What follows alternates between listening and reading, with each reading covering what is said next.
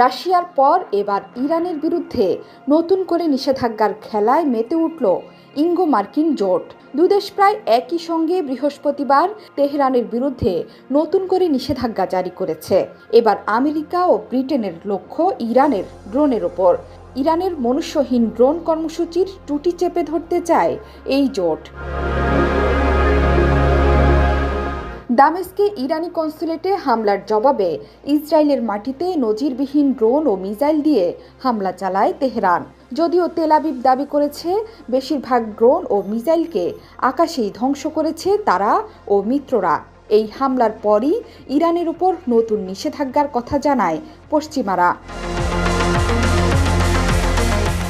ইরানের ড্রোন কর্মসূচি নিয়ে অনেক দিন ধরেই অস্বস্তিতে রয়েছে পশ্চিমারা।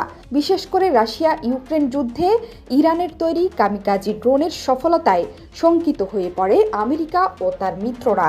এবার সেই ড্রোন ইসরায়েলের মাটিতে হামলায় ব্যবহার করায় আর বসে থাকতে পারেনি ওয়াশিংটন। ইরানের ড্রোন উৎপাদনের রেশ টানতে নতুন নিষেধাজ্ঞার কথা জানিয়ে মার্কিন প্রেসিডেন্ট বলেছেন, G7 নেতারা তেহরানের ওপর অর্থনৈতিক চাপ বাড়াতে একসঙ্গে কাজ করতে প্রতিশ্রুতিবদ্ধ। 13 এপ্রিল তারা ইরানি ড্রোন ও মিসাইলকে পরাভূত করতে একসঙ্গে কাজ করেছেন, সামনেও করতে হবে। এক বিবৃতিতে বাইডেন বলেন, ইসরায়েলের মাটিতে নির্লজ্জ আক্রমণের কারণে ইরানের ইসলামী বিপ্লবী গার্ড, প্রতিরক্ষা মন্ত্রণালয় এবং ইরান সরকারের মিসাইল ও ড্রোন কর্মসূচির সঙ্গে যুক্ত নেতা এবং সংস্থাগুলোকে লক্ষ্য করে নতুন নিষেধাজ্ঞাগুলো জারি করা হয়েছে। যথারীতি আমেরিকার পথেই হেঁটেছে ইসরায়েলের আদি দোসর যুক্তরাজ্য। দেশটি জানিয়েছে, আমেরিকার সঙ্গে সমন্বয় করে ইতালিতে G7 পররাষ্ট্রমন্ত্রীদের এক সভার ফাঁকে নিষেধাজ্ঞার কথা জানিয়ে ব্রিটিশ পররাষ্ট্রমন্ত্রী ডেভিড ক্যামেরন বলেন, ইরানের আচরণ অগ্রহণযোগ্য। মার্কিন ট্রেজারি ডিপার্টমেন্টের বিবৃতিতে বলা হয়েছে, ইরানের ড্রোন উৎপাদনে সক্ষম এমন 16 ব্যক্তি এবং 2টি প্রতিষ্ঠানকে লক্ষ্য করে পদক্ষেপ নেওয়া হয়েছে। এর মধ্যে ইরানের শাহেদ ভ্যারিয়েন্ট UAV ড্রোন রয়েছে। গত 13 এপ্রিল ইসরায়েলে হামলায় ইরান এই ড্রোন ব্যবহার করেছিল। যুক্তরাজ্য ইরানের ড্রোন ও ব্যালিস্টিক ক্ষেপণাস্ত্র তৈরির সঙ্গে যুক্ত দেশটির সামরিক বাহিনী সংশ্লিষ্ট বেশ কয়েকটি সংস্থা, ব্যক্তি ও প্রতিষ্ঠানের উপর নিষেধাজ্ঞা দিচ্ছে। তবে সেই নিষেধাজ্ঞার বিস্তারিত তথ্য এখনও প্রকাশ্যে আসেনি। ধারণা করা হচ্ছে, দেশে ফিরে এই ব্যাপারে বিস্তারিত জানাবেন ক্যামেরন।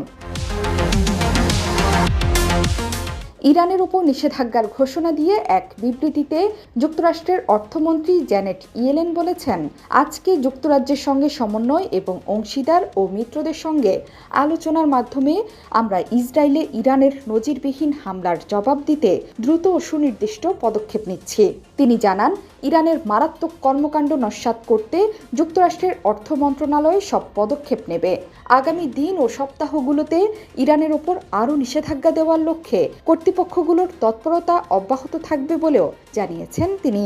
ইয়েলেন বলেন, ইরানের এমন হামলা অকল্পনীয়। শনিবার রাতে ইসরায়েলে অভাবনীয় হামলা চালায় ইরান।